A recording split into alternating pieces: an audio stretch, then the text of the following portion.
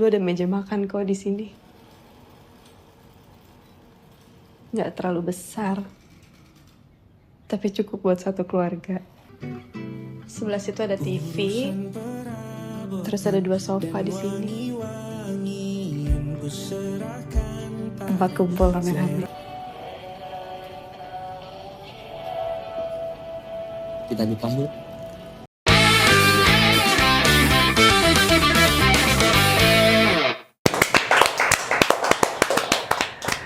Jadi teman-teman, ini adalah salah satu short movie dengan storytelling yang sangat kuat. Walaupun jalan ceritanya itu simple banget. Betul. Ya kan? Pace-nya itu sangat pace-nya itu lambat, nggak sangat lambat sih. Pace-nya memang lambat, tapi storytelling-nya tuh kenceng banget. Serius, kalian kalau misal mau bikin film pendek, itu kayak gini nih. Kayak gini nih. Ini yang namanya film pendek dengan storytelling yang kuat sekali. Betul. Kalau buat aku dari cerita ini tuh dari film pendek yang ini ya. Film pendek yang ini tuh menggambarkan banget cerita panjang yang berpuluh-puluh tahun tapi dirangkum dalam betul, iya, iya. Sependek ini ya, Iya. menceritakan Pendek segini, Pak.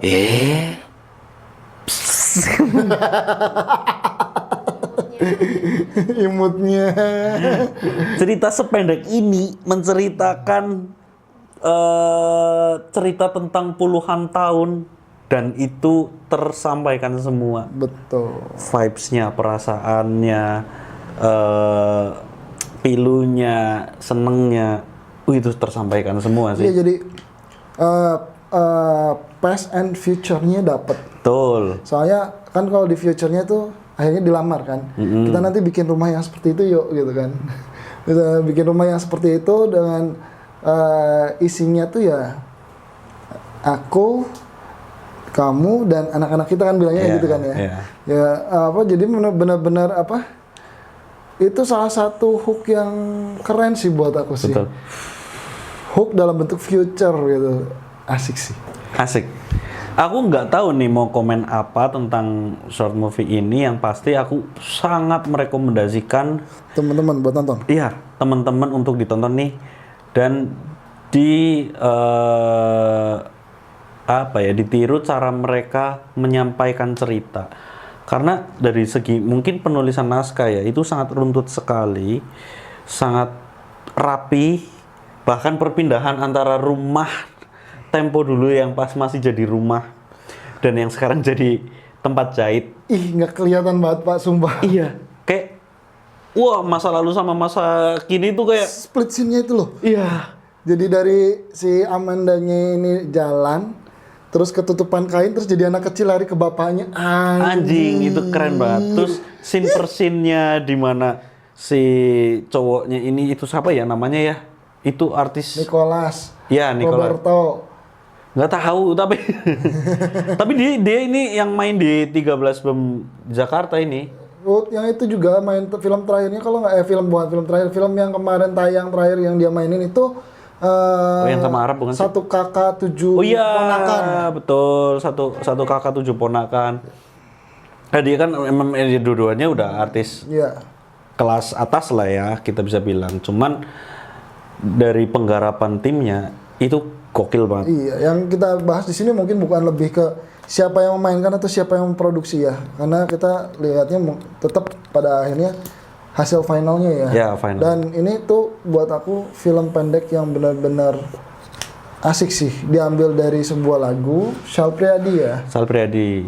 Kita usahakan rumah Itu. Nah, udah asik banget dari mulai datang itu udah ada konflik. Oh ini nggak bisa, ini terus nggak tahu apa tuh si yang cowoknya masuk ke dalam buat negosiasi sama Ordal dia. Iya. Ordal. Jangan-jangan dia yang punya ini, yang punya konveksinya. Itu loh kayak yang Dracin itu. Ternyata aku adalah CEO. Anjay. Yang film-film Indonesia yang mungkin yang ngambil cerita kayak gitu ada tuh yang main tuh siapa ya? Aduh lupa lagi namanya. Roberto. Bukan. Itu yang apa yang tiba-tiba yang Orang kayak yang kayak dadakan itu loh, ketika lagi sukanya makan bareng, makan di meja makan, terus tiba-tiba dia mati. Nah, tapi ternyata dia tuh owner perusahaan besar terus jadi kaya gitu. Kayak OKB gitu. Wah, harus nonton Pak, bagus tuh Film apa itu? Ada filmnya, judulnya apa sih ya, dulu Pak. Itu film apa sinetron apa? Film bukan film ini, film apa? Film layar lebar. Film layar lebar itu bagus banget. Pemainnya pemain itu juga, pemain apa? Lokal. Oh yang udah keluarganya itu bapak miskin banget sih, aku nggak bisa gini-gini. Iya, betul. Ya, siapa ya? Aku lupa. Ya itu bagus banget. Oh, ketinggalan nih aku. Film bioskop. Iya, itu film bagus banget. Jadi dibungkus secara komedi, sebenarnya dibungkus secara komedi. Jadi ketika dia mati tuh terus dia ninggalin wasiat dalam bentuk video. Sebenarnya bapak itu orang kaya, gitu. Terus anak-anak itu, oh bapak, bohong kali, bapak bohong, tapi bercanda gitu. Asik banget loh. Tapi itu di video. Keren. Asik nonton. Dan dari referensi yang kayak gitu tuh, ini tuh salah satu bentuk cerminan yang sebenarnya film dari segi pengambilan gambar dan lain-lain ya, segi bungkusan lah ya. Sebenarnya kualitas layar lebar. Ya, betul. Tapi ya kalau misalkan disebut film pendek, ya inilah film pendek yang Inilah sebenarnya. film pendek, betul. Gitu. Jadi tidak terpaku karena film pendek ini gitu kan, nggak usah bagus-bagus, enggak. Tapi kalau film pendek digarap serius ya hasilnya kayak gini. Ya, betul. Aku paling suka itu bener-bener pas di itu yang di tempat jahit. Dimana si Amanda tuh lagi menjelaskan di sini ada apa. Tiba-tiba nanti scene-nya berubah ke zaman dulu nih. Di sini memang ada apa. Kayak gitu loh. Transisinya tuh rapi banget. Transisinya antar scene itu nggak terlihat patah, padahal beda timeline gitu loh. Iya, beda timeline. Yang jelas yang aku bayangin di sini tuh krunya capek. Capek. Pasti capek itu. Nyeting tempat jahit, habis itu nyeting rumah. Itu mungkin syuting 1 hari ya? Kayaknya Menurutku 1 hari itu. kayaknya 2 hari loh Pak, karena butuh waktu buat natain supaya ini tuh rumahnya biar camik, ini tuh tempat konveksinya tuh biar kelihatan PH banget gitu. Oh, enggak juga Pak. Beres-beresnya itu loh Pak, kayak rumah makan, kayak ruang meja makan, lemari tua, ngangkat lemari loh Pak. Kamu jangan meremehkan tim art, Cok. Tahu, saya nggak pernah meremehkan tim art Pak. Gila banget waktu itu juga aku yang syuting di Jogja tuh. Iya. Tim artnya itu ngesetting bisa dalam cuman waktu setengah jam. Itu bener-bener ruangan jadi, wah anjing ini ruangan jadi ruang kayak gini nih. Keren banget Pak. Tim art tuh, apalagi kalau tim artnya banyak, produksinya mumpuni, pasti itu cepet banget tuh. Ya, balik lagi sih, tapi kalau buat aku ya, buat menemukan kenyamanan itu kita butuh timing nggak sih? Ini tuh teman tuh udah cozy nggak sih buat sebagai rumah tempo dulu yang di sini tuh pernah ada kenangan yang deep banget gitu. Karena menurutku ya Pak, Apa udah di set sebelum itu? Sebelumnya ini bukan tempat jahit, ini bukan set rumah. Menurutku, ya, ketika aku menjadi produksi, ini adalah ruangan kosong dulu nih. Terus udah disurvei dulu rumahnya bakal kayak gimana, tempat jahitnya bakal kayak gimana, kita syuting dari arah mana, kayak gitu loh. Ada kemungkinan beda tempat nggak sih? Enggak. Enggak ya? Enggak. Enggak ya? Enggak, itu satu tempat. Itu satu Jendela tempat ya? sama, Iya ya. tatanan sama. Berarti kekurangannya satu berarti Pak film tadi. Apa? Catnya nggak ngelotok. Ya. Biasanya buat konveksi kan ada lah cecel-cecel. Ya, terus yang kayak ini bekas rembesan. Retak-retak gitu ya. Atau apa misalkan buat detailing misalkan sekarang dulu dulu itu sebagai ruang keluarga gitu ya. Sekarang dipasangin kipas 2 gitu buat buat ngasih lihat ini tuh konveksi. Iya, gitu, benar. ya. Tapi itu ibu-ibunya ini banget, serius banget. Sebenarnya itu udah kejahit tangannya cuman aduh belum di-cut nih. belum di-cut nih. Aduh. Saking seriusnya loh. Penjahitnya 2 doang ya? dua karena di sebelah sini ya. Iya, yang sebelah ibu sini berkerudung semua, satu ya itu ya. Sama mas-mas di belakangnya kan? Iya, sama yang kau apa? Sebenarnya mungkin depannya itu ruang tamu ya sebelumnya ya yang jadi resepsionisnya ya. Enggak diceritain. Nggak diceritain ya? Nggak diceritain. Cuman aku mikirin kalau misalkan susunan rumah depan ruang tamu. Ruang tamu, iya. Kalau nggak halaman rumah. Halaman rumah ya, iya. Terus satu lagi tuh apa namanya di film ini tuh ada satu hal yang mungkin teman-teman tuh harus perhatiin dengan jelas bahwa apa namanya grading warnanya itu benar-benar membawa kita tuh buat ini loh zaman dulu. Ya, masuk ke cerita ya. Iya. Harus diperhatiin banget karena kadang-kadang kita ya justru itu warna film itu warna dasar film itu selalu terlewatkan karena kita udah menikmati. Iya. Iya nggak? Iya. Tapi kalau aku perhatiin lagi tadi, yang ini penting banget. Warna itu terlalu kuning dan sebenarnya kalau misalkan ini dipasang di film gurun ini jadi kerasa panas banget sebenarnya. Banget. Tapi kenapa bisa jadi hangat? Gitu kan? Karena jalan cerita ya. Karena jalan cerita. Jadi jangan buat teman-teman yang pengen bikin film pendek nih, perhatiin dari mulai segi warna nanti tuh udah mau dijadiin kayak apa filmnya tuh harus udah di sini. Iya, harus sudah full prepare ya. Iya. Jangan sampai ya kayak apa namanya? Kalau misalkan kita shoot listnya kayak gini, terus kita tiba-tiba ngide, nggak usah lah yang ininya lah, udah waktunya udah nggak ada gitu. Betul. Itu biasanya nanti bikin berantakan. Itu sering banget kejadian ya. Iya sering. Waktu itu kita bantuin anak-anak SMA waktu itu ya. Iya, anak-anak SMA. Yang bikin film horor itu pocong. ada filmnya. Iya. Nggak usah ditonton itu. Banyak banget scene patahnya, cuman kita kena getahnya pas ngedit apa ya Pak? Iya betul. Itu karena kita ya ini produksi anak SMA ya, iya, mereka baru belajar, baru apa. Dan kita sama sekali nggak yang mengarahkan, intervensi yang kayak apa gitu. Kamu tuh harus kayak gini ya, enggak sih. Ya lebih ke, aku waktu itu aku ditanyainnya kayak gini, punya ide cerita apa nih? Pengalamanku waktu di kos-kosan kayak gini gitu. Yeah. Dibikin film ya Mas? Ya monggo, aku cuma kayak gitu loh. Terus kita garap bareng-bareng akhirnya. Jadi cuman pas ngedit lumayan pusing itu seminggu kayaknya. Iya loh. Apa ya?